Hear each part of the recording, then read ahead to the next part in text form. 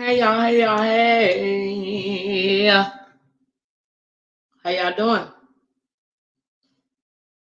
If this is too dark for y'all, I will turn the light on. My mom and my son probably gonna be coming in the door any minute now because they was out. The kids are out of school on fall break. So my mom and my youngest son was out, and they'll probably be walking in the door any minute. And I thought about canceling the live because I planned the live late because I wanted him to be asleep when I went live. But we had an emergency and she had to go out and he wanted to ride with her, right? But they on the way back now, so they had to ride to a different they had to ride like 2 hours out, and now they on the way back from having to ride to another city. So they should be pulling up any minute now. How y'all doing? I miss y'all. Can y'all see me? I'm on my bed. I'm in my bed right now. But I didn't want to cancel the live because I miss y'all, man. I really do. I'm gonna just get my light and I'm gonna plug up my ring light so that we can have some light. Cause I don't want to be have the big light on. Oh Lord, I need my glasses. Y'all, we're about to get into the Diamond Bradley stuff, and I'm not gonna hold y'all long because it's so late, right? So I'm gonna go ahead and get right into the podcast part because I want to keep up with it. I don't want to let have it get too far behind because we're coming up on another Sunday soon, and I want us to be caught up. So if y'all not up to hanging up to talk more about Krishan Rock tonight, that's fine. We can go back to it tomorrow. You know what I'm saying? Like early tomorrow. We just gonna have to get used to my kids coming in whenever they want, which I'm sure y'all won't have no problem with that because I won't. But that was a lot of the reason why, I would say I'm gonna do a live, but then cancel because I don't want, too many interruptions. I know a lot of people don't like a lot of interruptions with lives and stuff. But I was like, you know what? I'm gonna be vlogging anyway. Like my kids gonna be y'all gonna see my kids. So I just decided just to continue to go to keep the live. But hey, thank you so much for showing up, Miss T. Kicking it with the Conrads. Thank you so much. I'm glad that y'all here, y'all. Kicking it with your girl. All right, so I'm not gonna hold y'all long, right? So I'm gonna get right to it. But keep in mind, Cameron is going to bust through this door. But I'm sure he's gonna want to go straight to bed. He actually had already took his bath and everything, and then they had to get on the road and he wanted to ride. So he already got his pajamas on darn near. So when he get in the house, he just gonna jump right in the bed, and I'm gonna let him go to sleep. But he gonna be so happy that I'm live because he been wanting to say hey to the live for the longest. So he probably gonna come in here, cut on the light, and say hey to the live. But I'll pause the video if that does happen. Where's my glasses at? I just had my glasses. All right, y'all. I'm about to pull it up. Please understand the transition, you guys. Please understand the transition and understand that your girl is trying to create a new rhythm. You feel me? Where is my glasses at? I just had them. That must be them over there. Hold up. Yep. Here they go right here. All right. So I'm about to go ahead and find the Apple Podcast. That's probably my mama. Y'all here? Yeah, I'm coming right now. I'm live, but I'm coming. Hold on, y'all. I gotta go open the garage. Because I turned the power off on the garage.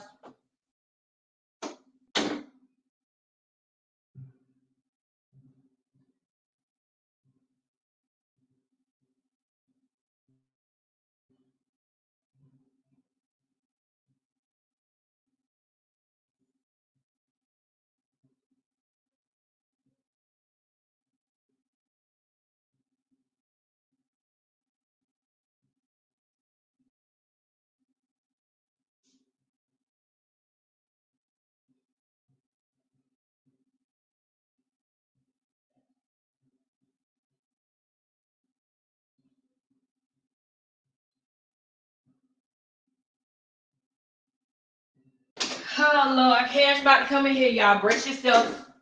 Brace yourself for the baby. But this how we gonna do it. I'm gonna let y'all know ahead of time, right? This how we gonna do it. When Cash come in here, I'm gonna tell him just to get in the bed and lay right there. And I'm gonna mute my part of the live. And then I'm gonna let him, you know what I'm saying? I'm gonna mute my part and then I'm gonna let him go to sleep. You feel me? Because he sleep with me. He can come in.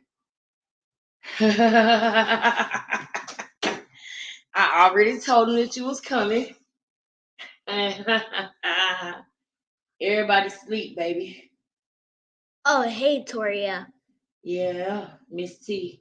Oh, Miss T. Yeah. And kicking it with the comrades. Kicking it with the comrades? Who is that? That's another one of our people. Oh. But this is the thing, Cameron. You see everybody sleeping? You see that? What does that say? It says 0. Okay, because everybody is sleeping. So you gotta go to sleep too. All right?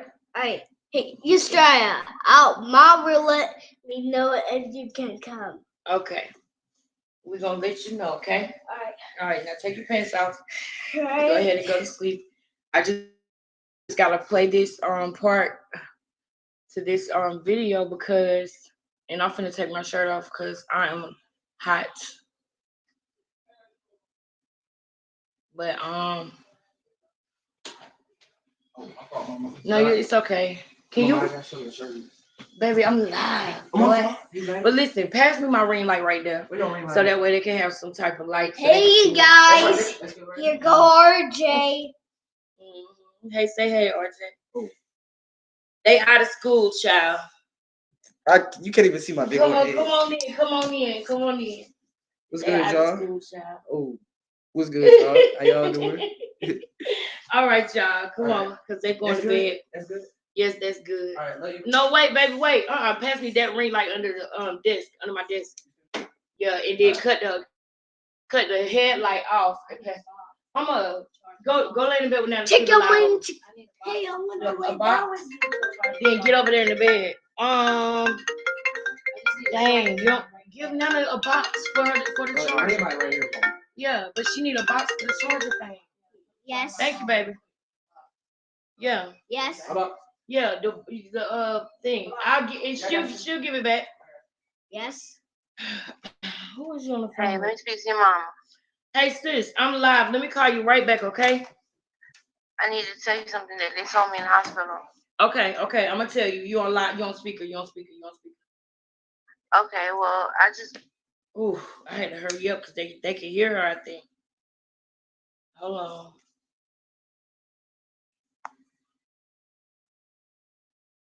Child, I knew that this was gonna happen, child. I had to cut it off because I didn't want nobody to hear you. Is everything good? Okay, good. Listen, okay, that's good. I'm happy to hear that. Listen, sis, I was calling you before to tell you that I was gonna call you when I was off, but I'm not gonna be on here long. I'm just gonna do the part 7 to this thing, and then I'm gonna get off and do the rest in the morning. All right, so I'm gonna call you when I'm done. Okay? I love you. All right, later. All right. That was my beautiful sister. All right, Cash, we gotta cut the lights off. Subscribe. Cut the lights off, baby. Comment around it. All right, now. Down below too. Yes. All of that. Like the video. Yep. Like the video. My baby love being on camera. All right, babe. Now, if you're gonna be in here, you know what you gotta do, right? Yes. What's that? Huh? If you're gonna be in here, what you gotta do? Be good. Yes, sir. You gotta be good. No, you gotta lay down because I'm about to lay down too. We're gonna watch this part two, the Diamond Bradley case, while we're laying down, and I'm gonna plug up the ring light, but I'm not gonna put it on the mount right now. Yeah, with the channel becoming King Lexus. I'm sorry, y'all. As soon as I went live, they pulled up. I kind of figured that was gonna happen, so I hope y'all can dig it. I hope y'all good with it. Listen, I'm tired of the fact that I haven't been live.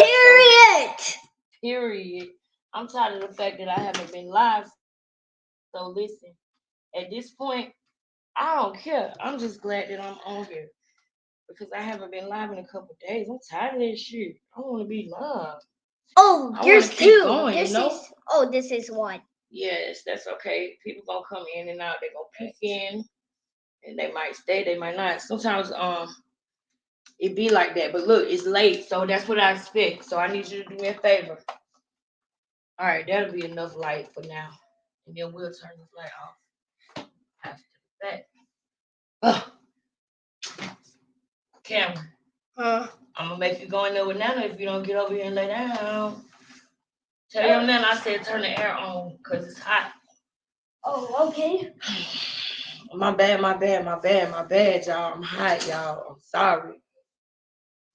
But we going to bed after this anyway. I'm tired. Tired. And I'm hot. So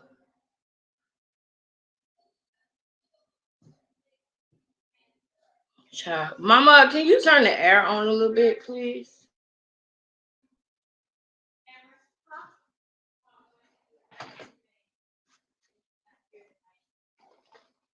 Mom? Okay. She just called me. I told her that I'm gonna call her when I get off live. Hello, everyone. The show is about to start very, very shortly. I'm just getting things together. Thank you, babe. Now that fan already on, so put that one right here, so it could blow right on us. Give it here.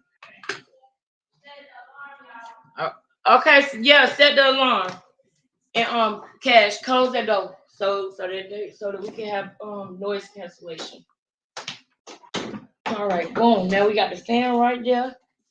Boom. And please come, Australia. God, please. You said please come, Australia. You want to talk to Australia? Yeah. All right. Well, they're gonna come. We used to go on live a little bit earlier than this now. And you used to be in sleep a little bit earlier, way earlier than this. Yeah. But you out of school. Yeah. Go ahead, take a shower and go lay down over there and go to bed now. Good boy. All right, y'all. Hey, Raven. Thank you for coming through, sis. Thank you. Oh, hey, Raven. Thank you. Oh, Raven Havens. Yep, Raven sent you some kissy faces. She said, mwah, mwah, mwah. Thanks. All right, now, the only reason why he's up, girl, is because they just came off the road. They had a little quick road trip they had to make. It was an emergency, about an hour away. So he rode with my mama, you feel me? But he's about to go back to sleep. And this just have a peach. So listen, go ahead and go back to sleep. Lay down, and they'll be here in the morning, okay? If you can't go to sleep, then I'm going to send you in the room with Nana, okay? All right. Can I use the phone?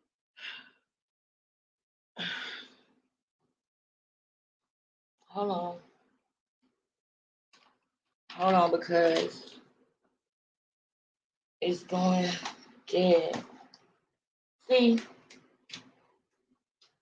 Boy, I almost had it all together. But I'm trying to.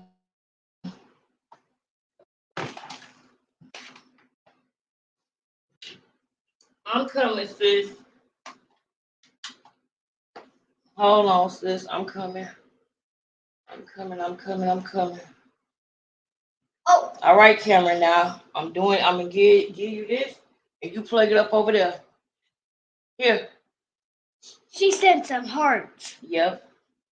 Thanks. Thanks for the hearts. All right, now go to bed.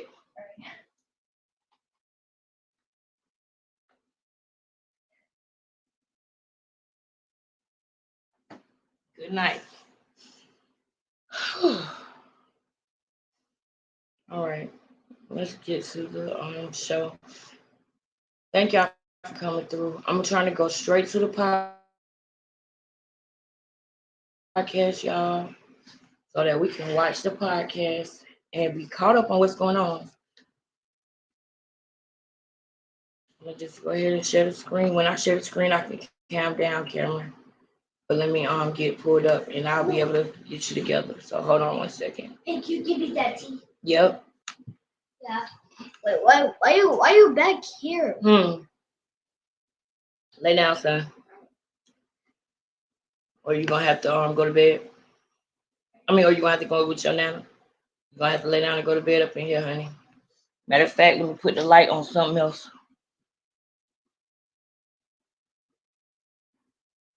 I had to put the light on that. Because you ain't gonna go to bed with that light on. Here, you can have it back. All right.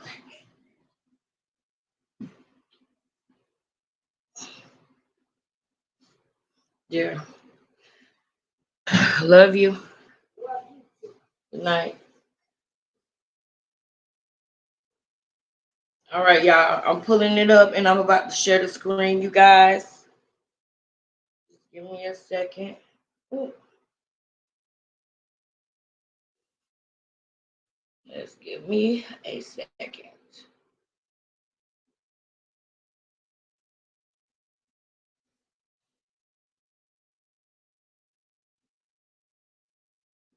One second, y'all.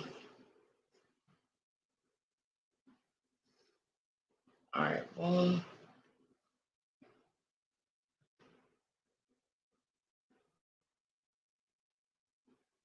Okay.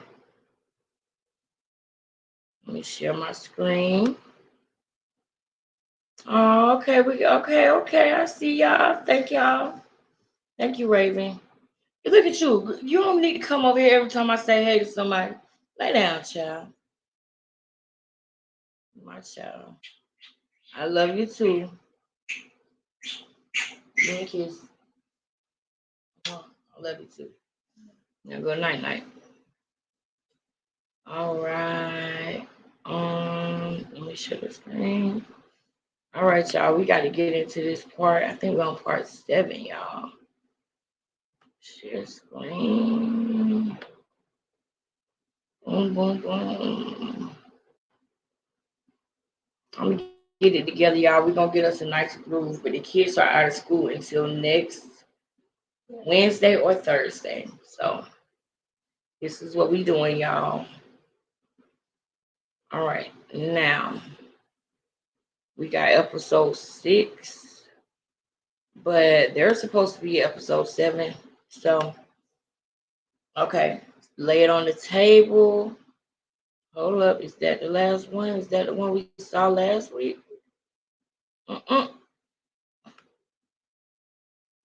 Is that the one we saw? Stop. This thing keep on. In game. Oof. Oof, oof, oof. Okay, this one came out on the 24th, so we heard lay it all out on the table. Now it's time for us to hear episode 8, right? Hold on.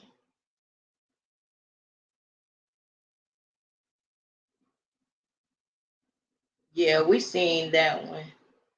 We didn't see the one from this Sunday. So that would be episode 8 in game. Let's listen to it, you guys. Let's go. If you need a new addition to your weekly podcast lineup, the Generation Y podcast is a classic.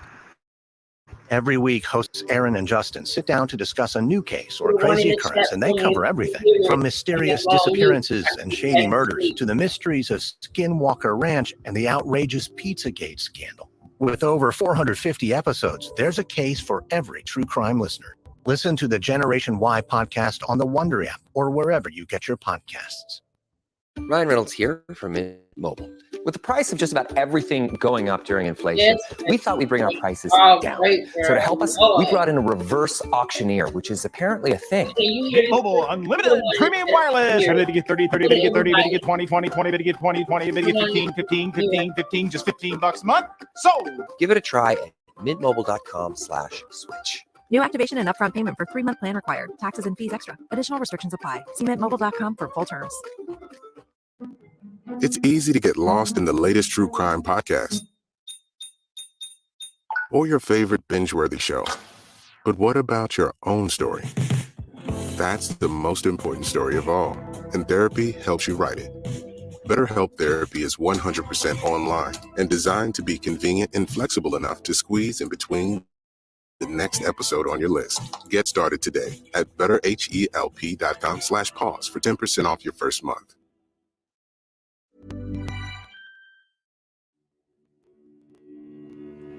Thousands of man hours from the Chicago Police Department, people like us have been put into this.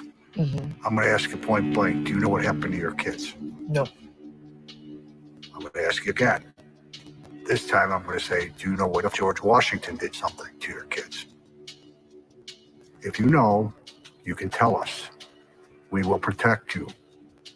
At some point, when hopefully we come to a conclusion with this, we will be able to protect you. Like I told you before we went back on, I'm very, very proud. I've never lost a witness. I'd rather lose a case than lose a witness. We will protect you. If I have to sleep at your house myself, I will protect you and I will make sure your children are protected. If you're that scared of George and you know something happened to them, or you know if he did something or how he did it, you need to tell us. I don't know. Okay. Thank you for that. I had to say it. I would have told you.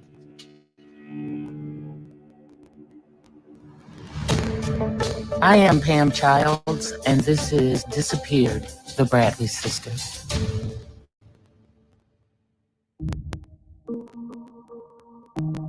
One of the things we're hoping to do with this project is to keep Tianda and Diamond's name in the public's ear. The investigation got a huge lead in 2012 because a woman saw a documentary about the girls on TV One. Two little sisters disappear from their apartment on a bright summer day at the same time. How do two innocent young girls vanish just like that? And why, a decade later, are these sisters still missing? I've traveled the country with my partners over the last year to get to the bottom of what happened to the Bradley sisters on July 6, 2001. We've gone to Minnesota to interview Shalia Bradley Smith, great aunt to Tianda and Diamond. We met with all of the key family members multiple times here in Chicago. Mom to the girls, Tracy Bradley, their sisters, Rita and Victoria, and their beloved aunt, April. We managed to find witnesses that hadn't been interviewed in decades. Chandra Stewart, George Washington's girlfriend in 2001, and our key witness, who we have chosen not to name. I've said that time and time again. If we have one person come forward and say something, we can do the rest, and they can do it anonymously. The time of day that those kids went missing, that we think they went missing, that area is a busy area. Whoever took them, he or she, wasn't going to carry them out. I'm fully confident they walked out of that apartment. Oh, yeah. Somebody saw something that day. It's a decent-sized complex. It's a busy area. And if we can get somebody to put us at point A, we can fill in B, C, D, and E. I think the biggest issue this case has faced is the inconsistencies in Tracy Bradley's statements. From her very first conversation with law enforcement, her story has shifted. Tracy told me a year ago a very clear story of being home July 5th with Tianda and Diamond. George Washington's cell phone records have him arriving at the home at 4:30 a.m. the morning of July 6th, And then Tracy goes to work at 6:30 a.m. and comes home a few hours later to find the girls missing. But this past May, for the first time, Tracy admitted to me that actually she wasn't home the entire night of the 5th to the morning of the 6th. She spent part of the night at George Washington's, which put everything we knew about what happened into a free fall. Because of the inconsistencies, Tracy has lived under a cloud of suspicion for the past 22 years.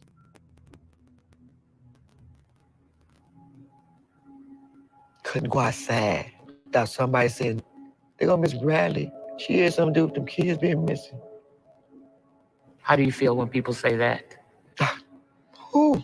I stopped. Wow. I had several people on the bus that has taken up for me. Spoke up for you. Spoke up for me. Okay, saying what? There go that lady right there, her kids missing. She had something to do with it. They're in the back of the bus, I'm in the front, you know. I wasn't gonna not show my identity or have my identity. My identity is just me, you know. I can't change it. And we was on that bus and you talking about the gentlemen, the ladies, they had took up for me and spoken for me. You know how happy I was that I couldn't really say anything because it was harsher to me. It was sad. It had took a lot out of me, but when you have someone that's a couple of people on the bus that stands up for you, it brings you courage. It makes you feel safe. Yeah. And they even came and hugged me. Oh, wow. And shut them up. They say shut them down. Okay. I got to the point that if I need to go somewhere, I'd be in a car. But I had got out. I got to the point. I said, you know what? I have to get out. I started riding the bus. And I still ride the bus. No problem. Okay. Now I can stand up for myself. At the other time I couldn't. I was weak. Okay. I wasn't strong enough. But now I'm strong and wiser. Yes. Like me and Steph said. Yeah. And I'm strong and I'm better. Yes. So I can face George Washington. Yeah. Best believe it. Okay. You can face him. What? What do that mean? I'm going on mute. Based off of all of my conversations with Tracy Bradley, I think she loved George Washington as much as she feared him. I think she is very ashamed of her parental neglect, and I think she is defensive from years of scrutiny from the public, the police, and her family. She's exhausted from this, tired.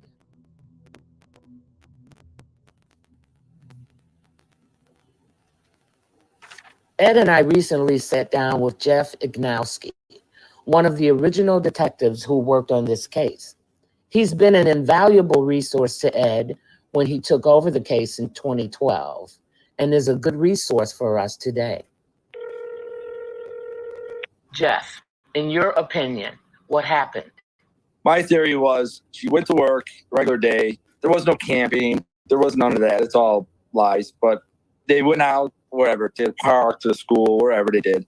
And she was calling them, no answer. She's getting mad. Finally gets off work, goes home. Either they returned and she confronted them, or they were still not there, but then they returned again. I think she just wigged out and beat them to death. And then I got to believe the way George acted, that he probably was the one that disposed of the bodies.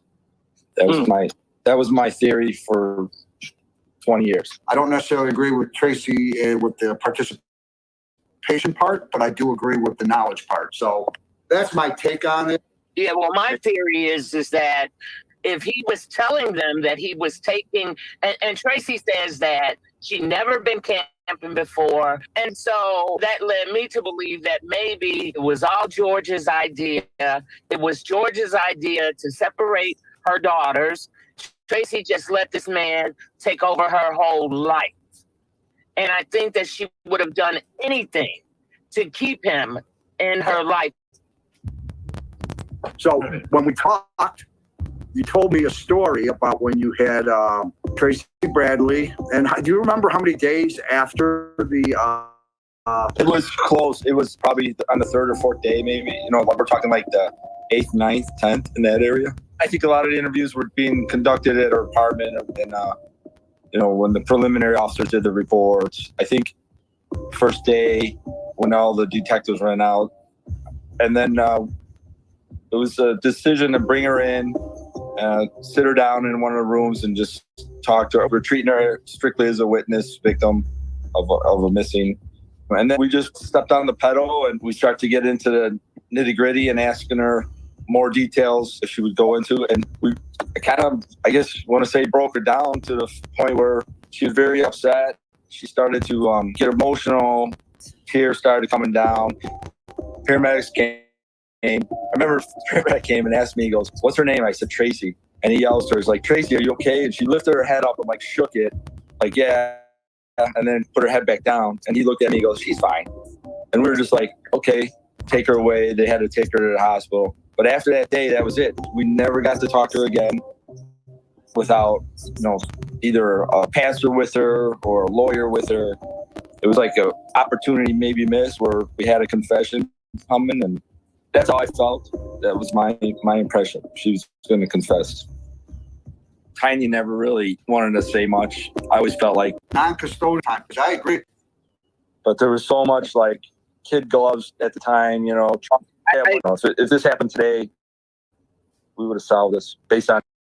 How do you feel when people say that? Ooh, I stopped. Wow. I had several people on the bus that has stuck it up for me. Spoke up for you. Spoke up for me. Okay, saying what? There go that lady I'm right there. sorry, y'all, but I had to run that back. Do it. Then the I back gotta of the bus, I'm in the dissect front, you know. that. I was Hashtag gonna good not night. show my identity or have my identity. My identity is just me, you know. I can't change it. And we was on that bus and we talking about the gentlemen, the ladies, they had took up for me and spoken for me. You know how happy what I was that I couldn't really say anything because it was harsher to me. It was sad. It had took a lot out of me, but you have someone that's a couple of people on the bus that stands up for you. It brings you courage. It makes you feel safe. Yeah. And they even came and hugged me. Oh, wow. And shut them up. They say shut them down. Okay. I got to the point that if I needed to go somewhere, I'd be in a car. But I got to the point, I said, you know what, I have to get out. I started riding the bus, and I still ride the bus. No problem. Okay. Now I can stand up for myself. At the other time, I couldn't. I was weak. Okay. I wasn't strong enough. But now I'm strong and I'm wiser. Yes. Like Millsap said. Yeah. And I'm strong and I'm better. Yes. So I can face George Washington. Yeah. Best believe it. Okay.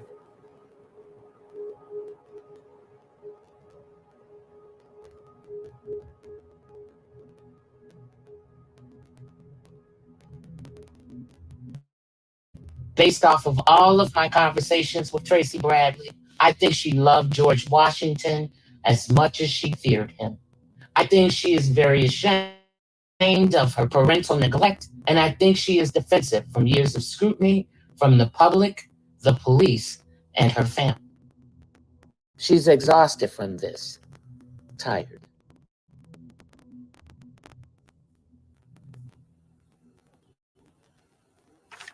Ed and I recently sat down with Jeff Ignowski, one of the original detectives who worked on this case. He's been an invaluable resource to Ed when he took over the case in 2012 and is a good resource for us today. Jeff, in your opinion, what happened?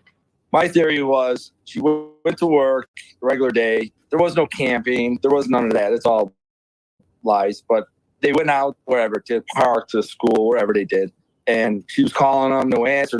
She's getting mad. Finally gets off work, goes home. Either they returned and she confronted them, or they were still not there, but then they returned again. I think she just wigged out and beat them to death. And then I gotta believe the way George acted, that he probably was the one that disposed of the bodies.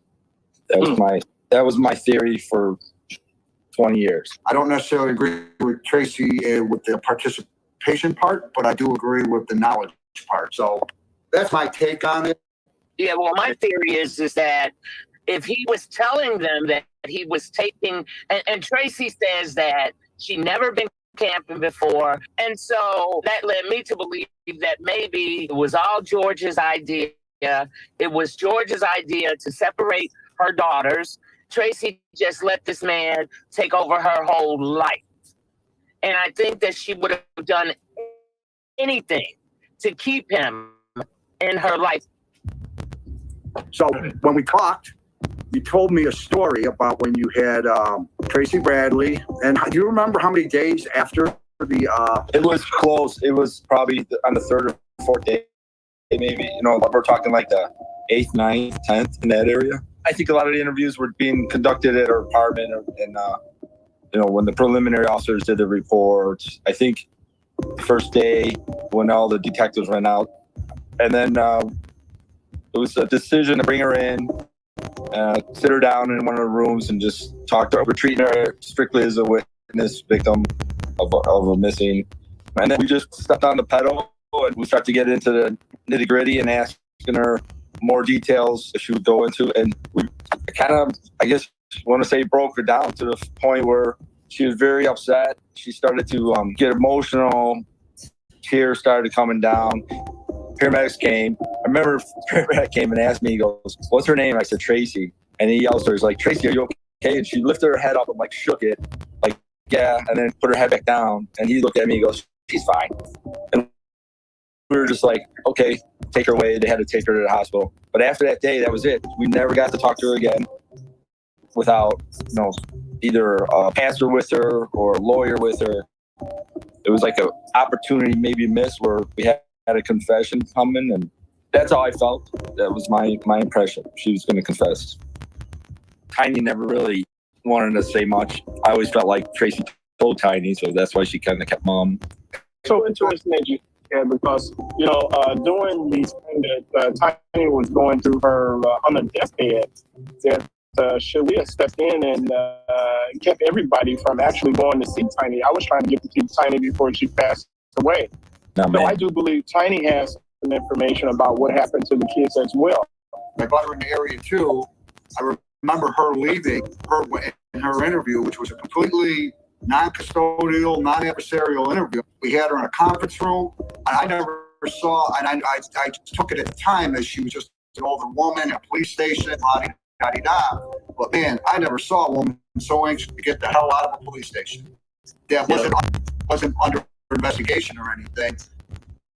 I didn't push her one bit, you know, just in deference to her age and her station in life. I just didn't push her. Maybe that was a mistake I made by not pushing her at the time. Because I agree, after listening to Jeff and you, I think she knew something. I think Tracy told her. I really do. Man. I agree. I honestly think so too. Let me ask you, Jeff, if you had to redo this whole thing, starting from the beginning. If I could have done this all, we would have got Tracy in a room under the light and George under the light and pit them against each other. And I think we would have got ourselves. But there was so much like kid gloves at the time, you know, treat them as a victim, wait till the bodies show up. And I think that was what I would do different now. We would just, you know, I think they were all interviewed and even brought to rooms and, you know, half interrogated. But I think it would have been like, go with a charge, like say, Tracy, you're under arrest for neglect or abandonment. Exactly. You know, scare the shit out of her with, you know, we're going to take your kids. The other two girls are going to go to DCFS. And I think that would have done wonders. I think when we were talking, I agree. I think when like she started crying that night, it was kind of like surprising to us at the time. And it was so quick that she gave it up, sort of half-assed gave it up, that we're, you know, if she didn't pass out or any of that, I think we could have been like, we could have pushed her and gave it up. we lost that opportunity, unfortunately. But that's how I would do it. I know now you have better, like we have better cell phone records and GPS. We could have tracked them down. You know, if this happened today, we would have solved this based on just phone records and GPS location and stuff. Yeah, I agree. It just was primitive back then. Have you ever had a chance to interview George Washington? I did not. But I remember going to his house. I remember a lot. So I went and found that receipt from the Home Depot, and he had those 5 bags. I remember that vividly. And we go in the basement, and it's wall to wall, from front to back, side to side, up to the ceiling of just garbage bags full of clothes and junk, and you couldn't walk. You had to step over the entire thing. And we asked him about the bags, and he said that he bagged up clothes. He was cleaning out his mom's basement. Then he brought the bags to, and I remember this, that he brought them to 5 different spots in Washington Park. And Washington Park had a contract, or the city had a contract with Waste Management. And they took the bags every day to landfill in Indiana, which was, after that daily dump, they dropped like X amount of inches of dirt, and then the next day we'd come by, more garbage and X amount of dirt. So it was like 3 days. Everybody ran out there that 3rd day, digging around. I remember seeing video of detectives in their shirt ties walking through the landfill. Cadaver dogs and stuff, and they just never, no one ever wanted to pull a plug. They should have said, let's dig it. Let's get backhoes out here and dig. And nobody thought they had enough proof or, to follow up on that lead. I was like, that sucked, because I think we would have found them if we started digging. I went and talked to his boss, because he said he bought the hefty duty bags, a box of 30, 5 were missing. He bought those neoprene gloves that go all the way up to like middle of your forearm. Used for like caustic substances. You would use it if you're working with bleach or whatever, acid. And then he bought a pair of gloves. They're like cotton on the back side, but on the front side they hit all the little bubbles. Great for like gardening or holding a shovel or something that so you wouldn't slip. He said he bought it for work. So we go over there, and his boss is like, yeah, he could buy that for our job, for his work, but there's like, boss like, there's no need. We have that stuff. He needs it. He could just go and get it from from here. He doesn't need to buy it. So we always thought that was odd. Like, why is he buying stuff for work when he's doesn't need to? My sense is that Tracy believes he had something to do with the girl's disappearance, and she made peace with it a very long time ago. Feel free anytime you need to call if you have something you want me to remember. Don't hesitate. Will do, Jack. Definitely. Always, and it was always the case. Pam, we wanted to solve and never did, and it's like it's that one big case you never solved. You're like, damn it. But I know, and it eats at you because we're talking about babies here. Yeah, if you asked me what I ate for breakfast yesterday, I wouldn't be able to tell you, but I can tell you a lot from 22 years ago with that case. And we don't solve every case, but this one was important. We wanted to solve. We still do. Jeff, along with many other detectives, has his own opinions on what may have happened to Diamond and Tianda. In my opinion, George Washington is the main person of interest. My sense is that Tracy believes he had something to do with the girl's disappearance, and she made peace with it a very long time ago.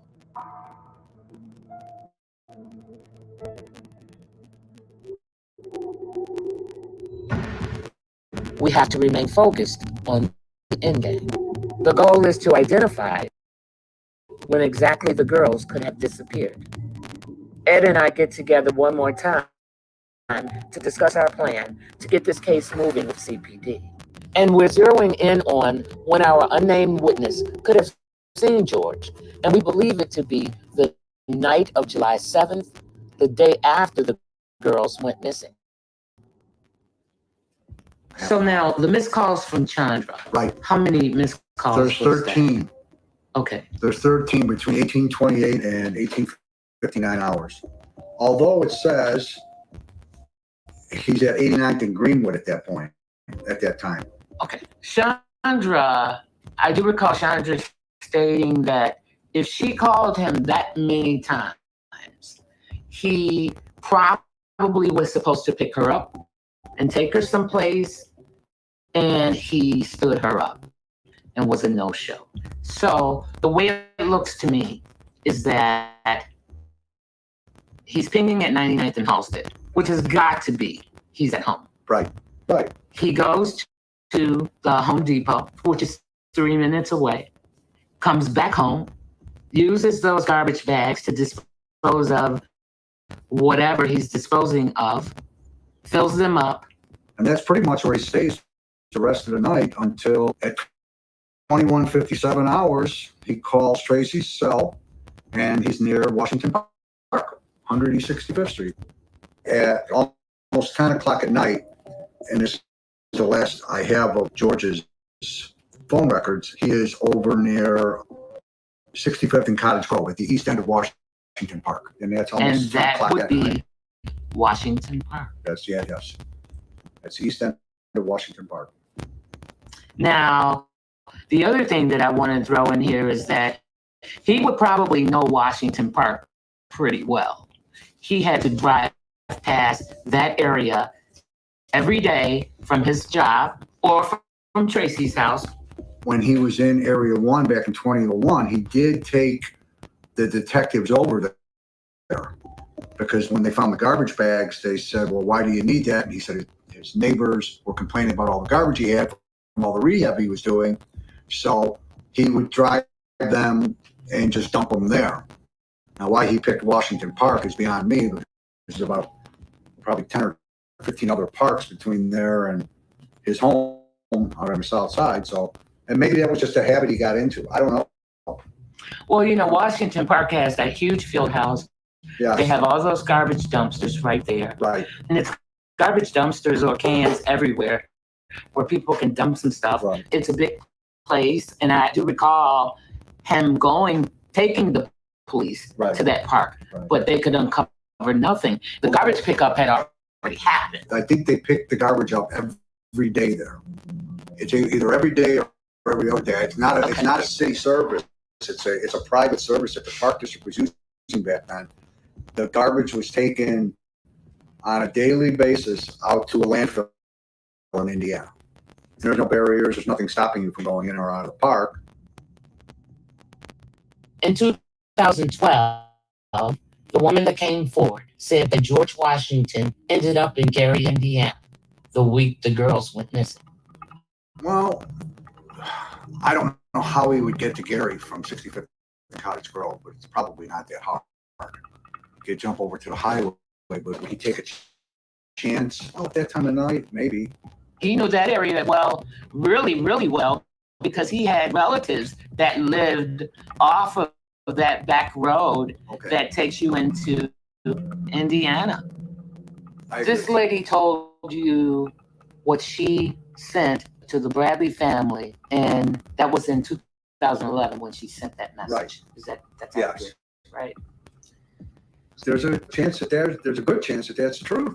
And that's credible. Yes, there's a good chance that that's the truth. I think in order to go forward with her version of events, she would have to be brought back up here. She would have to be interviewed again by an active member of the department, I imagine, and an assistant state's attorney, I'm sure, would want to be there too. She's telling a pretty incredible story here.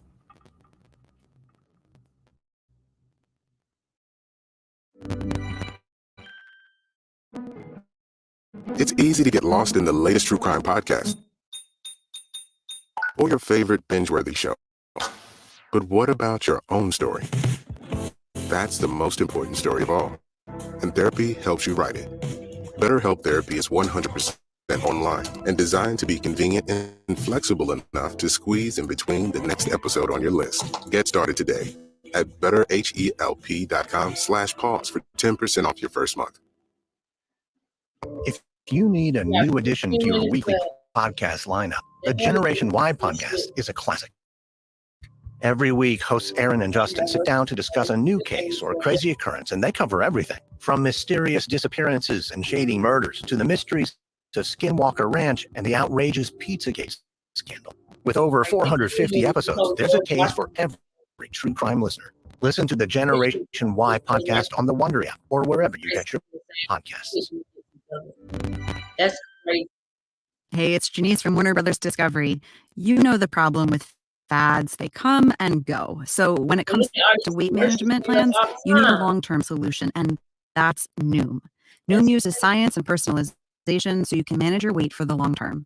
Noom's psychology-based approach helps you build better habits and behaviors that are easier to maintain. The best part, you decide how Noom fits into your life, not the other way around. Based on a sample of 4,272 Noomers, 98% say Noom helps change their habits and behaviors for good. Noom's changing how the world thinks about weight loss. Sign up for your trial today at Noom.com. That's Noom.com to sign up for your trial today.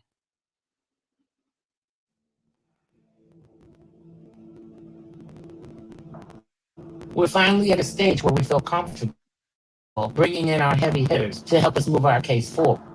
Darren O'Brien was formerly in the Cook County State's Attorney's Office, and Eddie Johnson, former superintendent of the Chicago Police Department, the two agencies that we need to get to cooperate.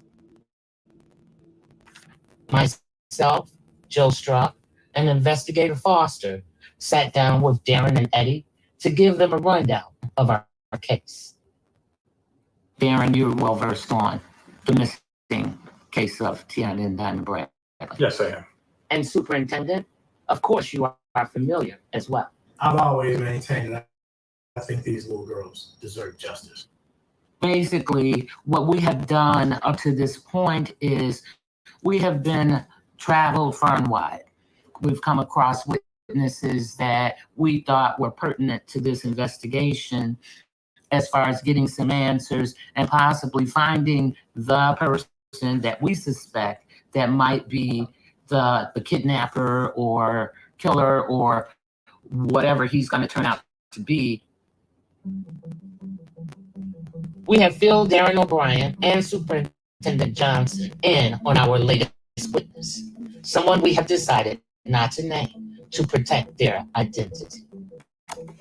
So, as good detectives, everybody wants to keep an open mind into all these possible suspects, which also makes obviously investigation more difficult until you have like some type of witness to say, focus your investigation on this person, which seems to be what we have now, which this investigation hasn't had in 23 years. Is an actual focus, a person of interest to focus on. Right now, this investigation is better than it's ever been. Now, is it enough? Well, that's we'll have to find out.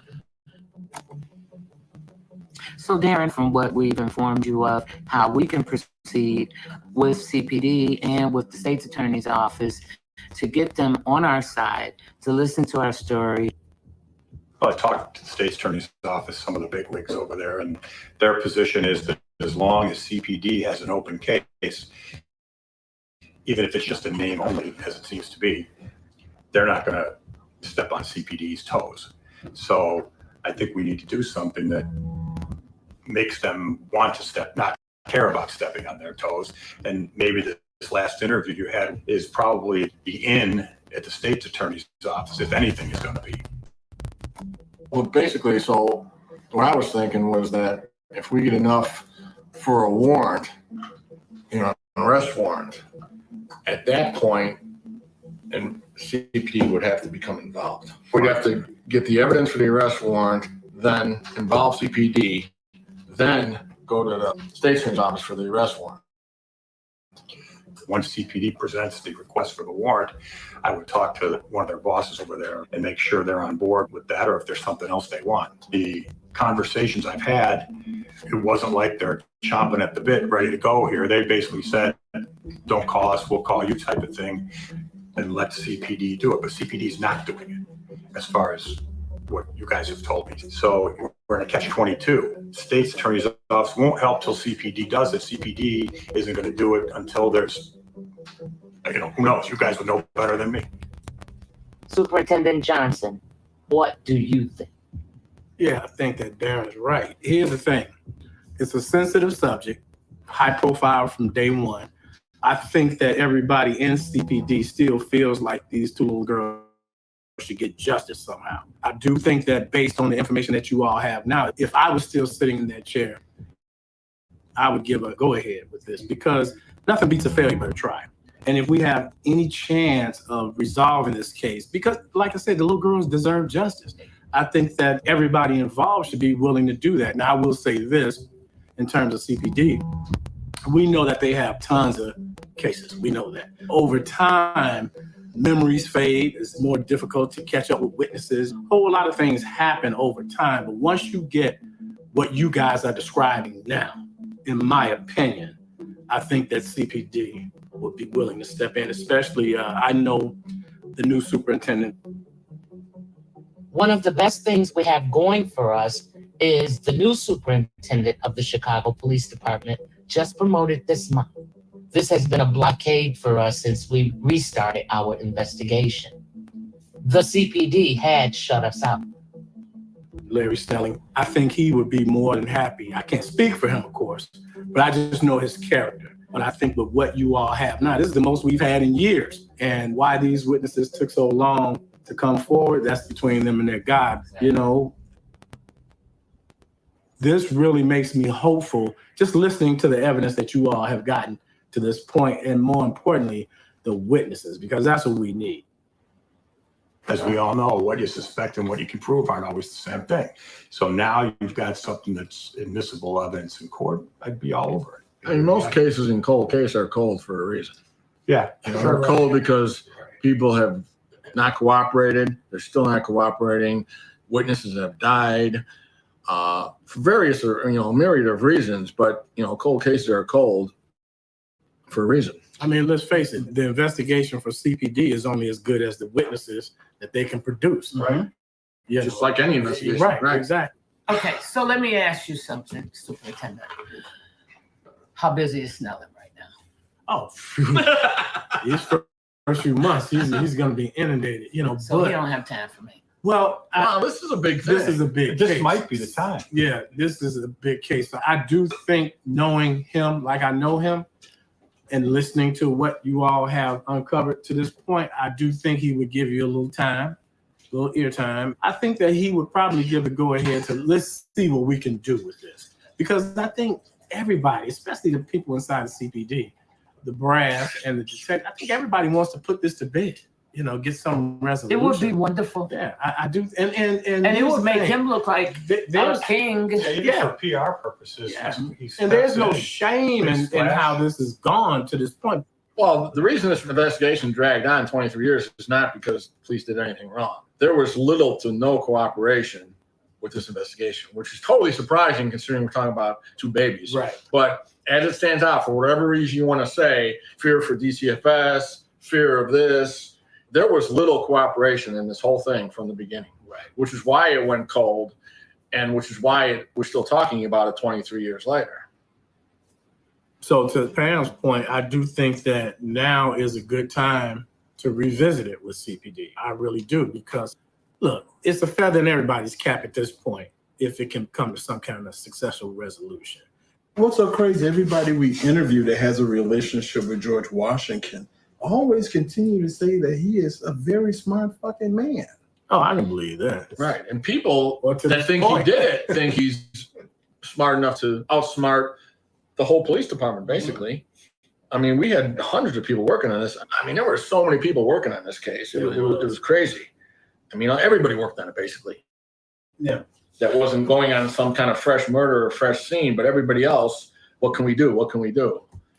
So you and I had a conversation with Snellen on Friday, and he was open to talking to us or talking to me about this. And I know that this is a rough time. It is. It's a rough time. These next few months are going to be rough for him. He's going to be pulled in thousands of different directions. However, fundamentally, he's still a cop. And he's a cop that wants to do the right thing.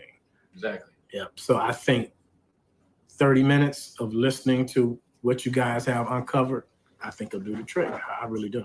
I don't understand why either the state's attorney or CPD would be reluctant to. No, I don't either. There's no downside to stop finding the killer or kidnapper of the two little girls. That's right. And so why wouldn't they? That's exactly right. And as far as we're concerned, CPD can have all the credit. Plus, we were the police. Right. The thing is, I understand if you're a police detective, you're a detective, and don't take this the wrong way. But you don't want James Gardner coming in here and solving your crime for you, or some private investigator when you had 200 detectives working on it who couldn't solve it. So you don't want to look bad. However, we were the police. I was in homicide for 12 years. I was in special victim unit for 10 years. And Pam worked as a detective for 20 years. I mean, we were the police. So it's not like some Barney Fife guys coming in here and solving this crime when CPD couldn't. But at this point in time, I think that, I mean, you have to want to do the right thing here at some point. If you need a new addition to your weekly podcast lineup, the Generation Y podcast is a classic. Every week, hosts Aaron and Justin sit down to discuss a new case or crazy occurrence, and they cover everything from mysterious disappearances and shady murders to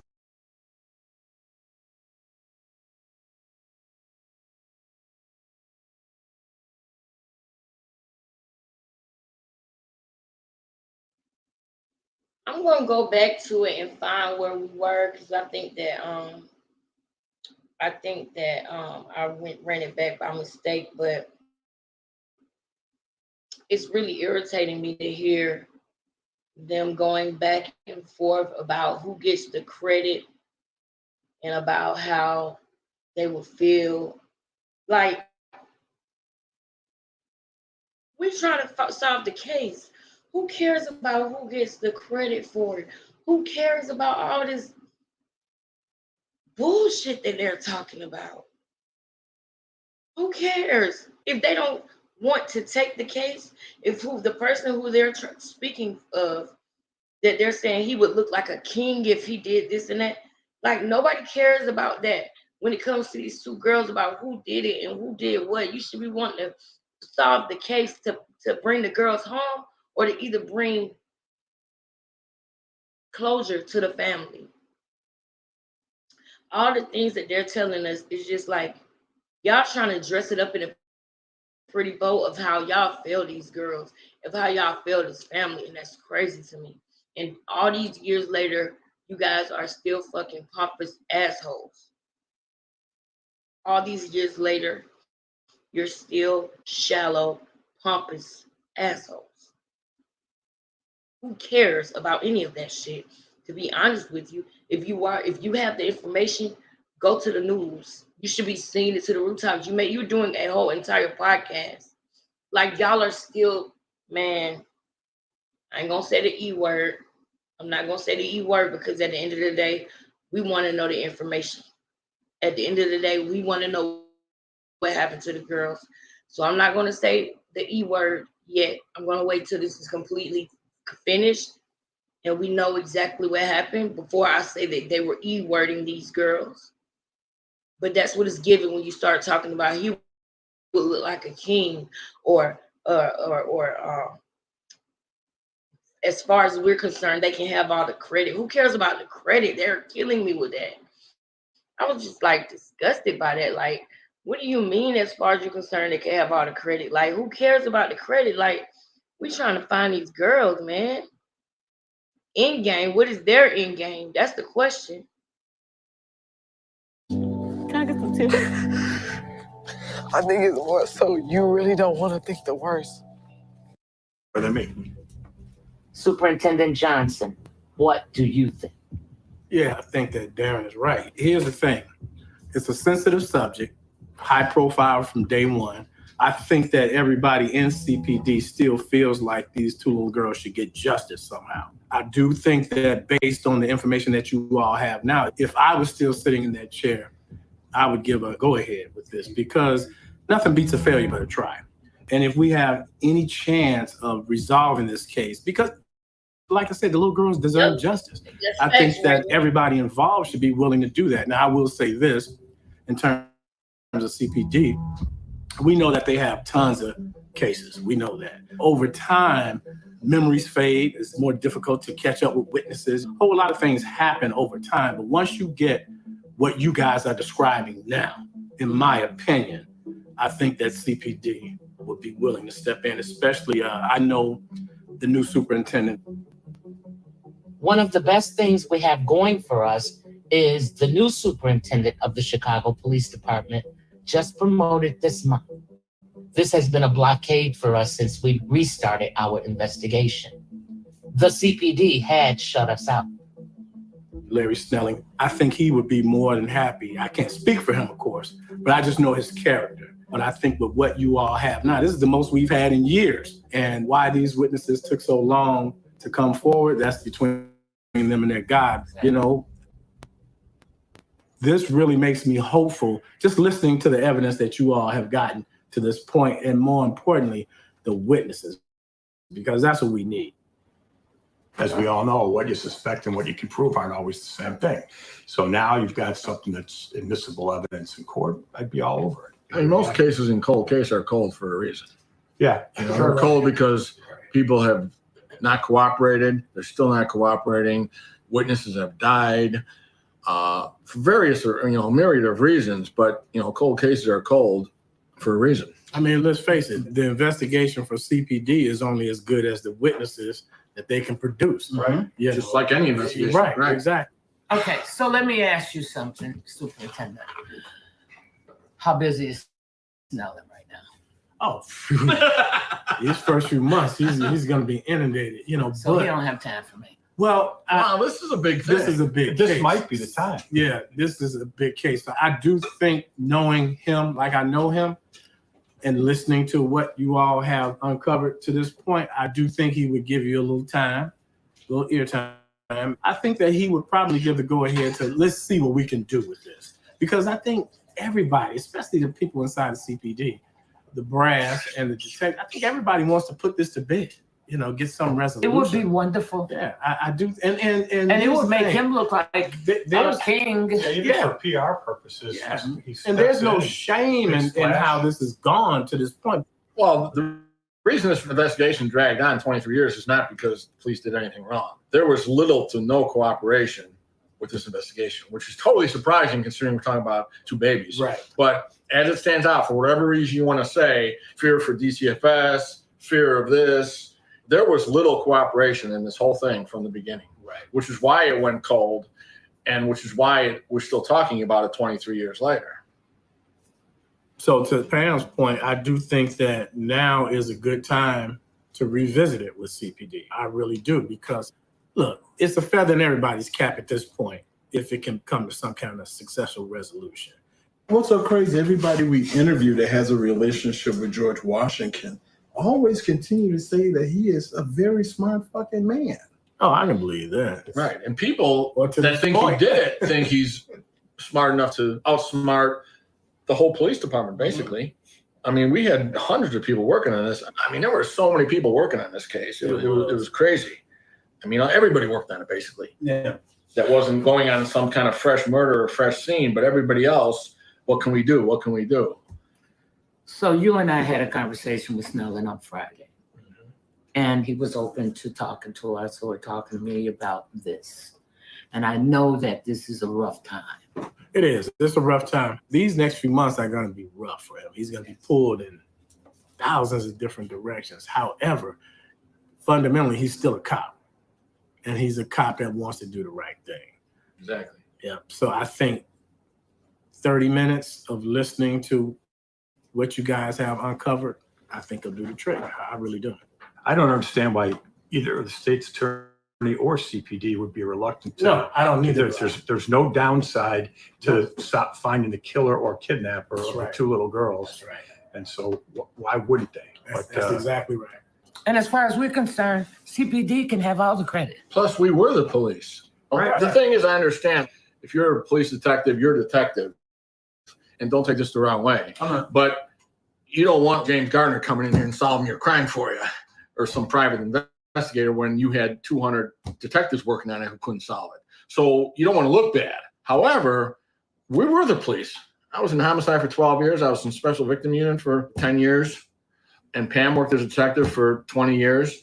I mean, we were the police. So it's not like some Barney Fife guys coming in here and solving this crime when CPD couldn't.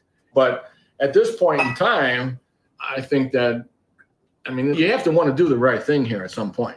Yeah. Well, you should. For the girls, for the family, for society, you have to do the right thing. And I think it seems like now is the time.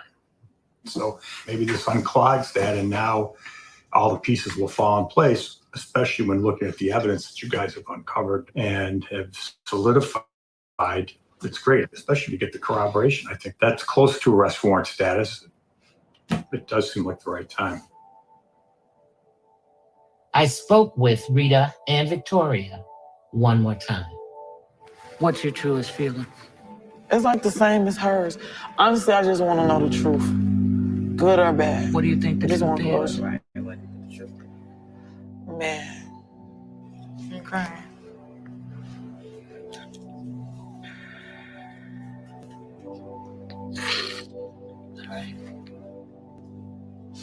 Can I get some tips?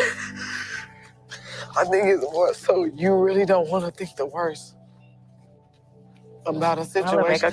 Because I look at how, what's her name, went missing for like 18 years and they found her. I still be thinking, it's a possibility, but I have my days. I feel like they're gone.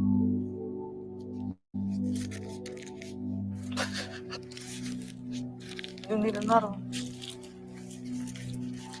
Straight. Yeah. Because they would have been found. It just don't work like that. Like, it's been 20 years. Come on.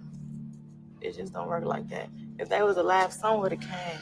Because Tiana was smart. My daughter, her age. And that's what made me really look at life. Because I got my kids, their age. I got a 3-year-old and a 10-year-old. So now it's like, my daughter's smart. And Tiana was smart. Did you hear any of the things that, and maybe you have not, Diamond is smart. what different people had to Diamond say is about smart. the George Washington? Everybody's saying the same thing everybody's saying. Uh-huh. Everybody. Based on what we know, it's my opinion that George Washington is somehow responsible for the disappearance of Diamond and Tianda Bradley. I have had 22 years to think about this crime, and over the last year, it has consumed my every waking moment. I have also thought about the fact that George vowed that he would never pay Tracy child support. It has crossed my mind that George, by him vowing that he would never pay Tracy child support, killed Diamond, and Tianda saw it. Therefore, he had to kill Tianda as well. Is that a possibility? Absolutely it is. I'm trying to arrange a meeting with the new superintendent of the Chicago Police Department, Larry Snelling, who can get CPD to bring in our witnesses, with the goal being a statement at the grand jury. I think it's possible that George Washington took those girls out of that apartment the morning of the 6th. If he did take them out, I don't think he took them by force. It would have looked natural, and that he was walking out with the girls.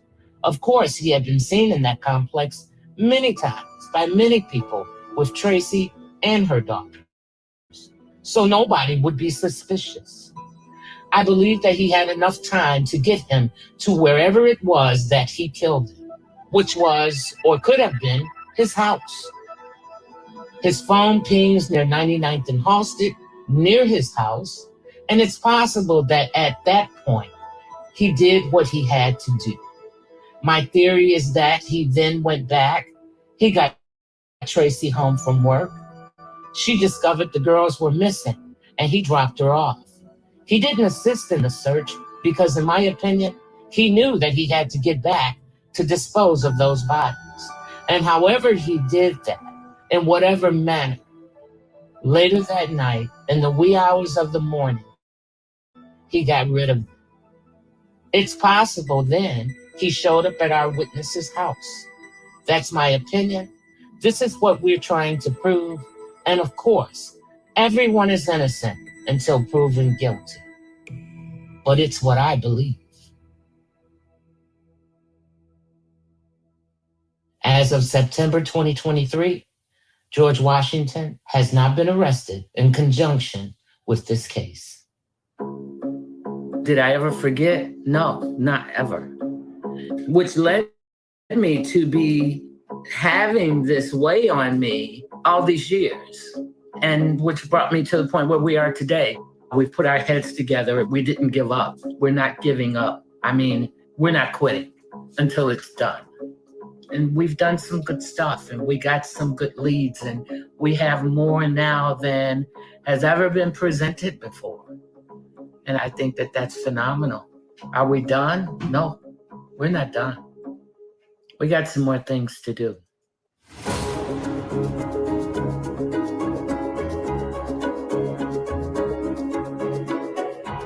Dissapeared, the Bradley Sisters, is produced by Entertainment One, Gary Sherman Films, and Mainstay Entertainment for Investigation Discovery.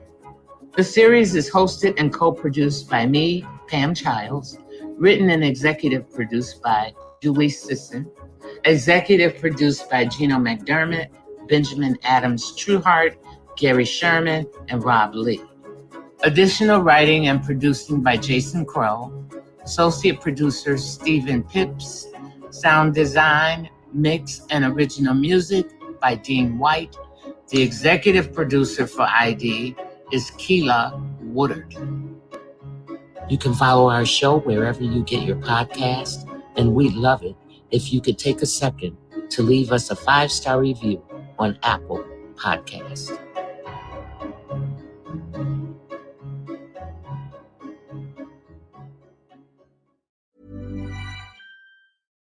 If you need a new addition to your weekly podcast lineup, the Generation Y podcast is a classic.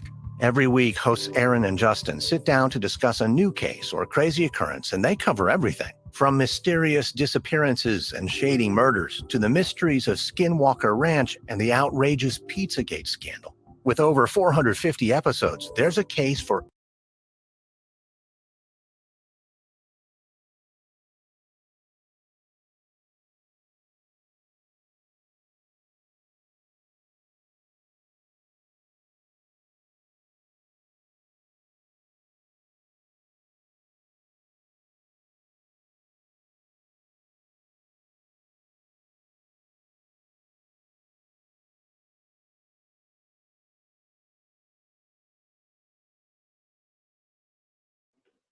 My bad, y'all. Like that, the only thing that I got out of that was what I got out of that was that the person who we were talking about earlier in the case, we were talking about the lady who said that he showed up at her house bloody, and that she had to get this off of her conscience. She left an anonymous tip and said that he showed up at her house bloody and said he was shaken up, and he said he had to do it. She saw me. And so obviously that's where I had gotten my thought from when I felt like she saw me meant that Tianda saw him do something with Diamond. So, but the fact that we know Diamond to be alive in Jesus' name makes me feel like Tianda maybe saw him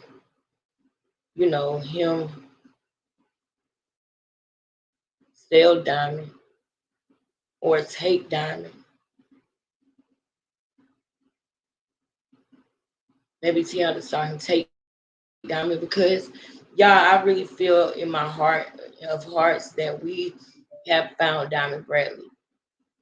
She is taking the DNA test, and she wants to be referred to as Diamond. Now, I haven't checked on Red in a while, so before I end the live tonight, since I haven't been able to like kick it with you guys in a while, thank you for the people who are on here. Thank you so much.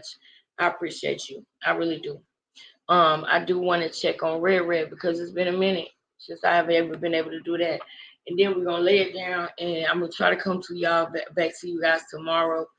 But I don't want to make any false promises, so I'm gonna go ahead and check on Red now and see how Red is doing and what she has uncovered. Let's go ahead and go to TikTok, honey.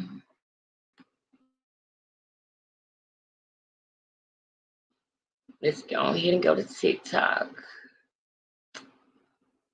Open TikTok.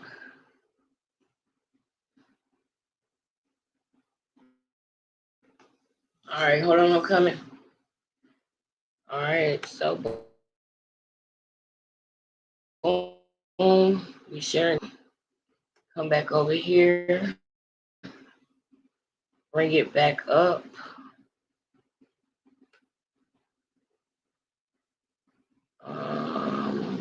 Share screen.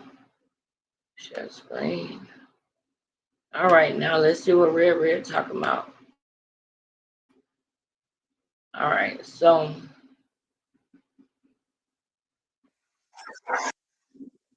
it's saying that I'm sharing the tab twice in StreamYard. Let me see. Am I sharing this tab twice? No. It looks like it's only being shared once. So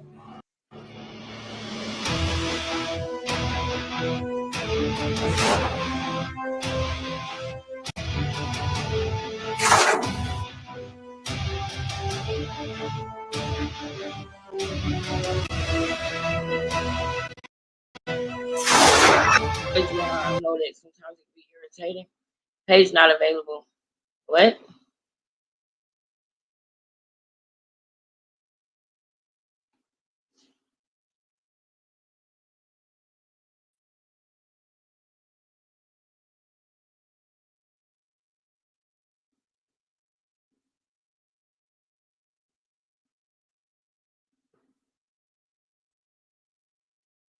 This might be, yeah, we saw that already.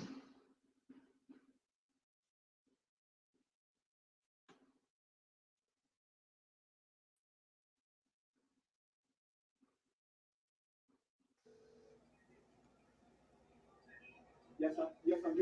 I'm here.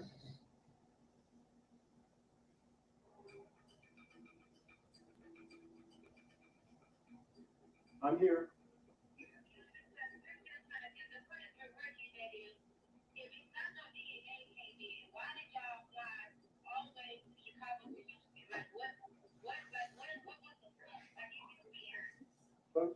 Because the mother of Diamond wants to meet her daughter. That's all.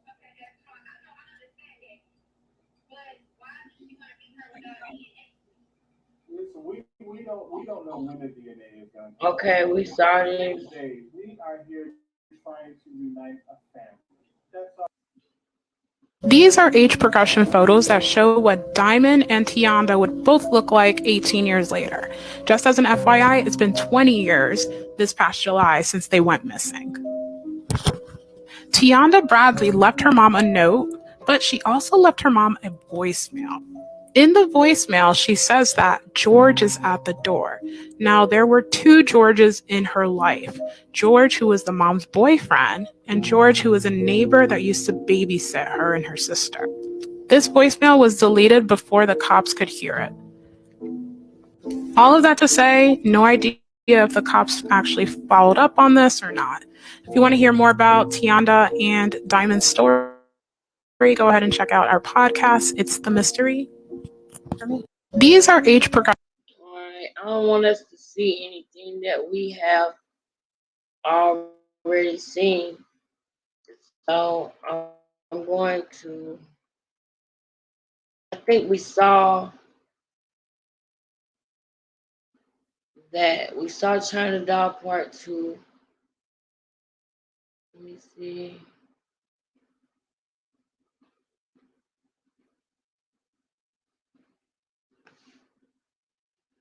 What is this?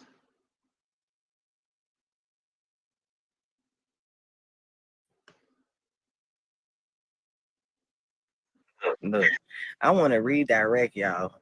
This is no disrespect to Diamond. I really honestly believe this is Diamond. What I believe happened is this. Now, this is my interpretation from my research. I've watched some interviews, I watched some actual family testimony, and this is what Private Eye, have come up with. The mom said in testimony that was reported through the news that she came home at 11:59 with said George Washington or George Butler or some George, a male, her boyfriend at the time, at 11:59. Keep that in mind.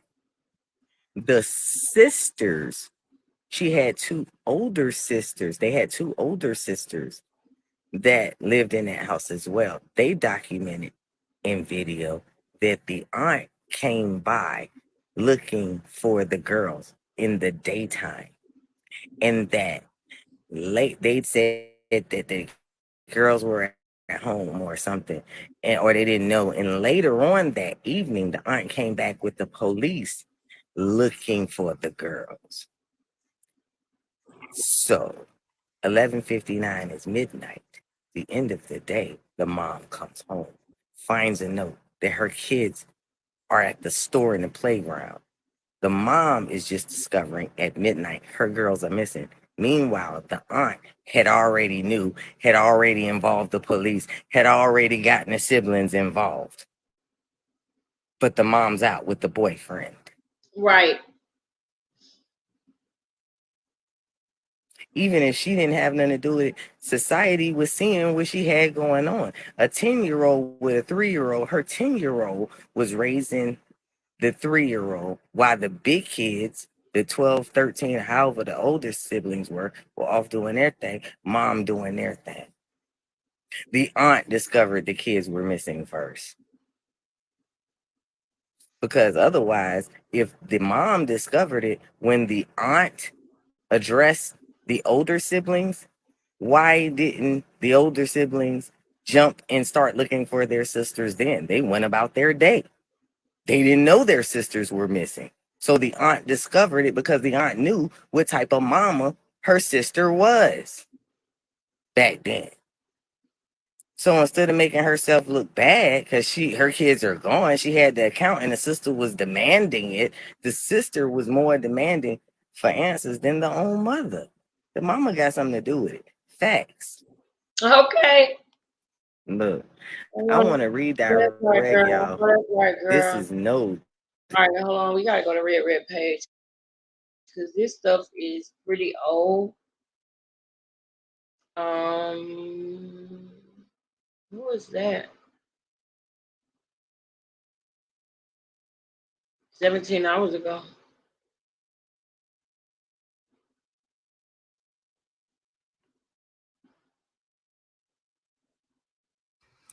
All right, y'all, while I'm getting ready for work, I found this. Well, I didn't find this comment was just posted under one of my videos, and it's talking about the podcast. I've already made, I think, two videos about this podcast, but I'm gonna reply to this comment because I want you to see my comment. Because I see that you're new to this case and you're just taking in all the information. Podcast, bullshit. It's bullshit. You got to understand that things can be edited, and manipulated before it's posted. Let's also not forget that the podcast was not recorded separately from the ID Me series. Those are clips that they used for the podcast that did not make it into the show. And also, the podcast has been little clips that have been recorded over the last 3 years. Like, you really got to go back and do your research. No. All right, y'all. Well, All right, well, she didn't even know what she's talking about, so this comment let's was click just on her page. Let's click on her page. Let's all right. Let's see what you're talking about, baby. This is just my opinion. I want to know what your opinion is. I got a feeling I know what it's about. And one more thing, because I really got to get ready to go. I don't understand why we keep saying the Bradley sisters went missing. They didn't just go out one day and go missing. They were abducted. Like, call it for what it is. Okay. They were. And one more thing, I because like I her, really got to get y'all. ready to go. I I think don't I like her. understand why we keep Let me saying the follow Bradley this sisters girl. went I missing. need to They know what she's didn't talking about. just go out one day and go missing. That's right. They They were did not go abducted. missing. They were Like, abducted. call it. Oh, I love people with common sense. I do. I do. All right, y'all, before I tame my hair, look at all this. Before I tame it, what I mean by the podcast was not recorded separately from the ID Me movie they did. The family, all those responses to all those questions, they did not sit down and say, we're doing a podcast, we want to interview you. They didn't do that. They took clips that was recorded and clips that had been recorded over a plethora of years, and they mashed them and they mushed them and they made them work. And so they used that show to capture your attention for this podcast, to make you think that they sat down with Miss Tracy and Miss April and the sisters, but they didn't. That was already, they had that in the stash box. That they already concocted that. That was already set. Once they finished filming for the movie, that was it. They used that to get you on the podcast. All right, y'all, before I tame my hair, look at all this. Before I tame it, what I mean. All right. I feel you on that part. Okay. This is what I believe. Okay. Don't play with me. Don't play with me. I have what? Don't play with me. I I feel like have I some shouldn't have to resources say this, information. but obviously I do. Somebody just inboxed me talking about, I see you active and you ain't respond to my message. Y'all, first of all, I'm not a detective on this case. Everything I state is just my opinion. So don't come at me like that, because I can get down and ready with any and everybody. Like, I talk shit. That's what I do in real life. So thank you very much for that inbox. I will not be answering your question. So go Okay. ask it somewhere else. Okay. So let me just hear what you said. She said, this is what I believe happened. Let me see something. Missing. Y'all have to stop me. My opinion is based on what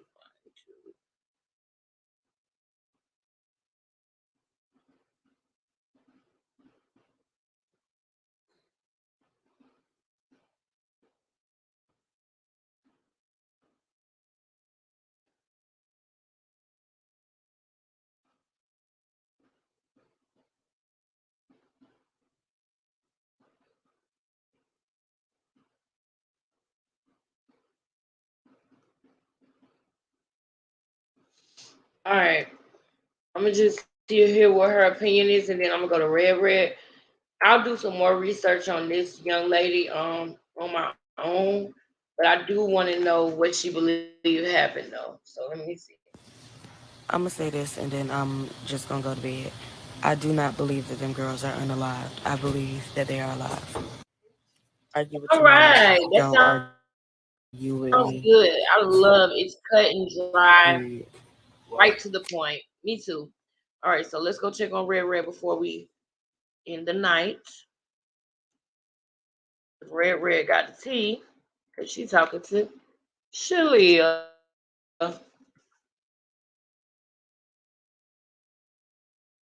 Come on, man. Why she ain't at 1,000 yet, man? Now y'all know I can't stand that. Now all these other people get all these followers so fast, and just because she said she needed 1,000 followers, everybody's slow walking her shit. I don't like stuff like that. I don't, and I'm glad she stopped talking because just to say because she said she needed 1,000, she was keeping it real. She wanted to have 1,000 so she could actually do lives and live videos. And that was a month ago. And I come back on her shit and it's 756 followers, but she got videos on here with 7,600 views, 7,994 views, 19,000 views, 16,000 views, 16,000 views, 14,000 views, 2,100 views. You know what I'm saying? Like, really? 19.3K? And y'all can't put her on 1,000 so she can fucking do what she need to do? Like, y'all, like, people be hating. That's why you cannot tell people what you want or what your goals are, because people will make sure, especially us. Like, that shit crazy to me. That's crazy. This girl should have been on 1,000. That's crazy. Let me see what's the latest update that I could see from her, cause and I wouldn't be updating no more either if I was her. That's some bullshit. Just because she said she needed a fucking 1,000 people want to act. Boy.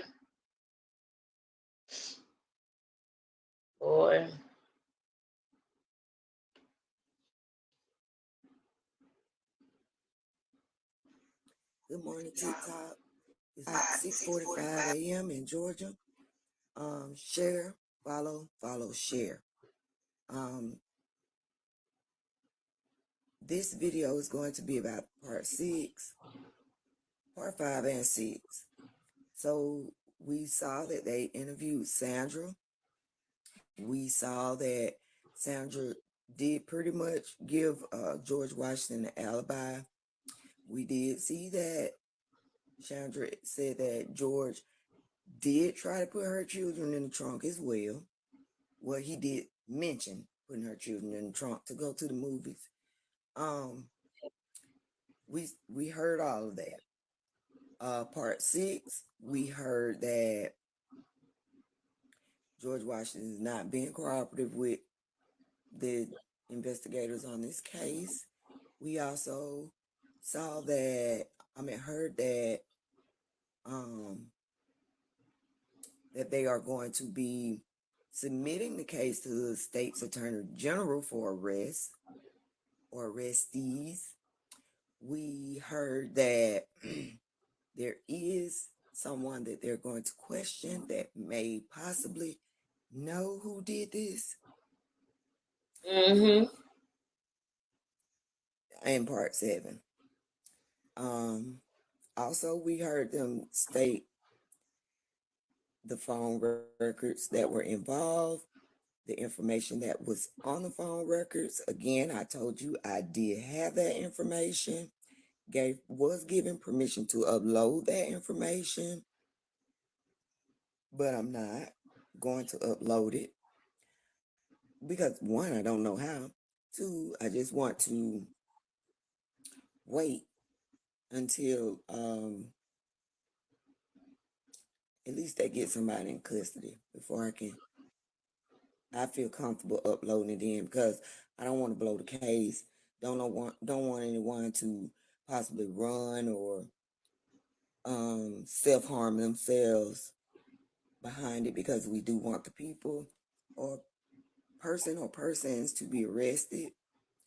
With that being said, I need you guys to share, follow, so we can get the lives up, because it is just a little bit easier for me to answer all questions during a live, opposed to trying to answer the questions that you guys are sending in the inbox.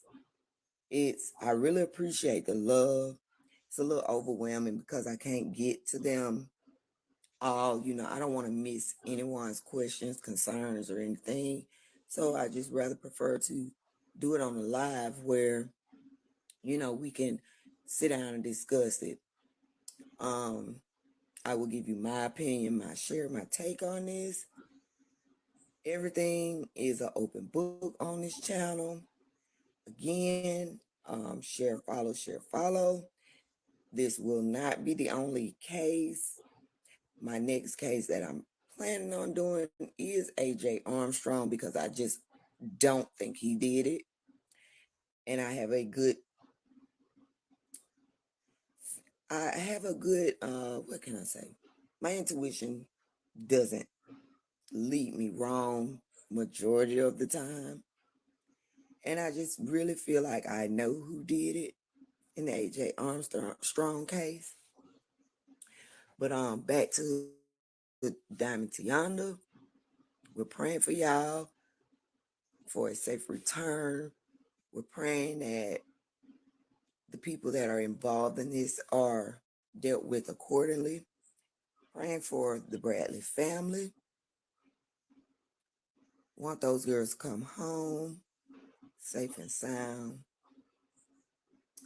And yeah, again, share, follow, share, follow.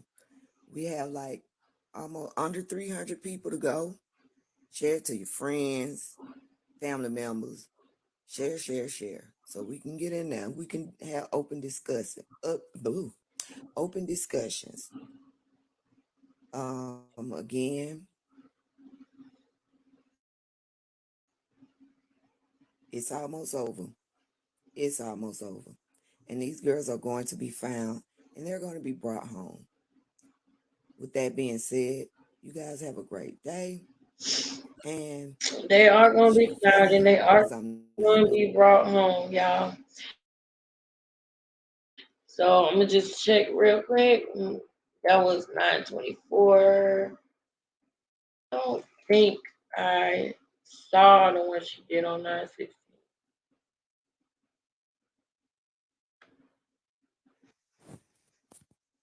It's the last video, y'all.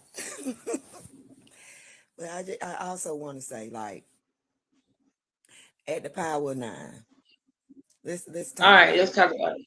First of all, you said things that you said. I said things that I never said. As number one. Number two, you lying to your people. And whoever watching this that are following her, unfollow her ass. Because clearly it's a lie. If y'all like being lied to, continue on. But she is lying. She's doing it for views and all this stuff, and that's okay. But insert somebody else in it, that's some bullshit. Some real bullshit. I don't like it. I can't even see now. I don't like it. I don't like that you are fucking with a relationship that I have built. And I put my glasses back on. You fucking with a relationship that I have Me too, sis. with somebody that I have grown to respect. Somebody that I look at as a long distance auntie.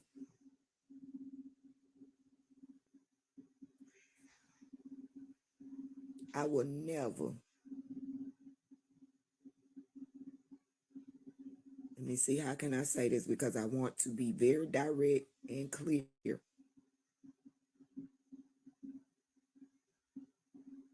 I would never use somebody else's pain and suffering for my own benefits. That's something I would never do. You know why? Because I was raised with morals and values. I came out of 2-parent household, mom and dad. Both taught me right. Yes, did I decide to do wrong in my time? Yes, but I knew right from wrong. At some point, you do too. But at what point do you come back and wrong your right? When people call you out on your bullshit, you blocking them. Don't run. Because you said it. You said it. Anything that I said, I stand on it. I stand on what I said. Because again, I ain't putting nothing out here to hurt nobody. Come on. I'm trying to help. Come on. Your purpose and your intentions might be a little different from mine. Come on. But I am very genuine with this. All the cases that I'm going to do, I am very genuine.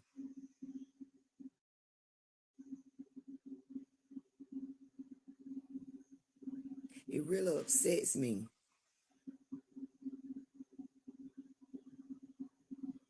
that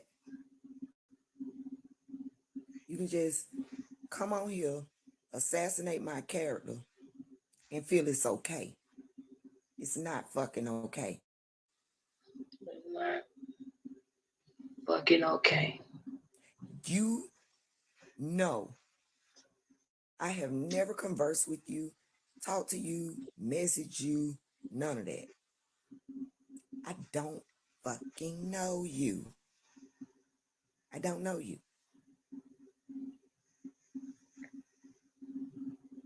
But what you won't do is fuck up my relationships with my people. Because again, now I feel like these are my nieces. I feel like these could have been my nieces and nephews, my daughter. And if it had happened to me, I wouldn't want nobody doing what y'all are doing to them. What you are doing to them. There's no y'all, what you are doing to them.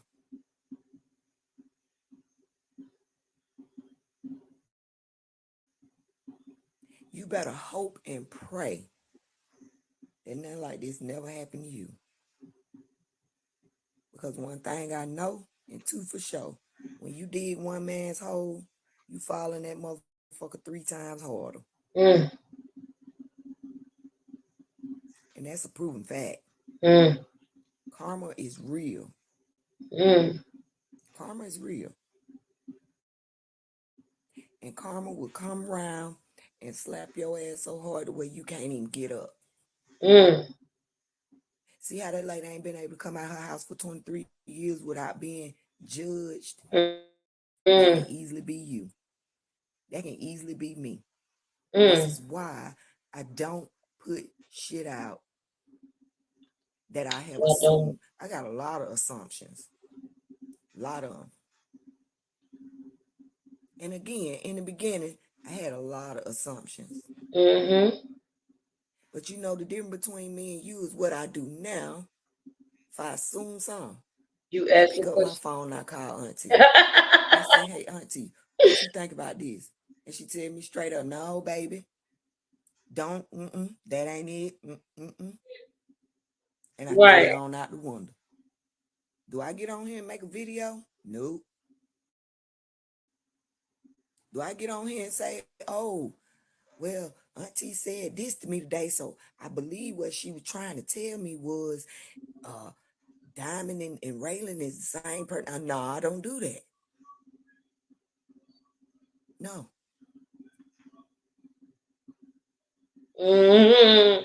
You just did it. I love her. I love her. She just did it. You gotta know, what you know. to say. She just said it, you know. To because my heart is kind of heavy. Yeah. Because again, I value the relationship that I built with Auntie. I value it. I got a couple more people on here that I built relationships with that I value. And these people are all around the country. That's not a threat, but it's a threat. She said my these platform all around the country. Is to trust. If you don't have integrity, you have nothing. Nothing. Period. Period. I'm trying to hold back my tears because it's affecting me. I'm mad. I'm pissed.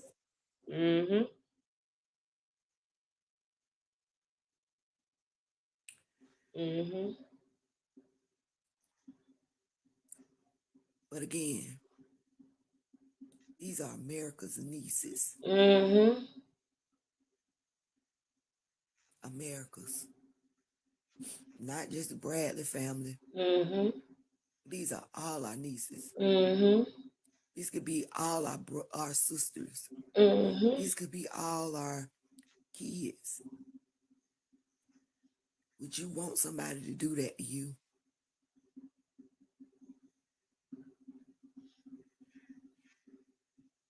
It's sad. It's sad.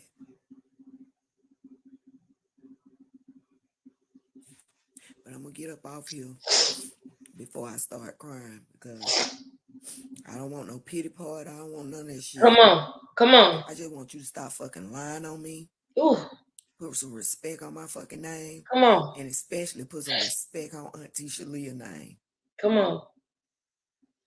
Don't be on here disrespecting that lady. Calling her. Don't do that. Because one thing I know and two for sure that I'm going to leave you with. When you mistreat God's seniors and children, you will be punished. The end. The end. It's the last video, y'all. All right, y'all. I'm not gonna hold y'all no more. It is 2:30. It's 2:30. And I really want to see. Wait. I think I saw that one already. Hello, TikTok, to my followers. I'm looking for this one particular young lady. I seen that. You know who you are. You I've seen that. I'm gonna go ahead and wrap this up, y'all. Thank you so much, Raven. That's probably the last person still here, Raven. I appreciate it. Love you, girl. Go ahead and get some sleep. Shout out to the replay gang. And I'm gonna try to be back tomorrow, y'all.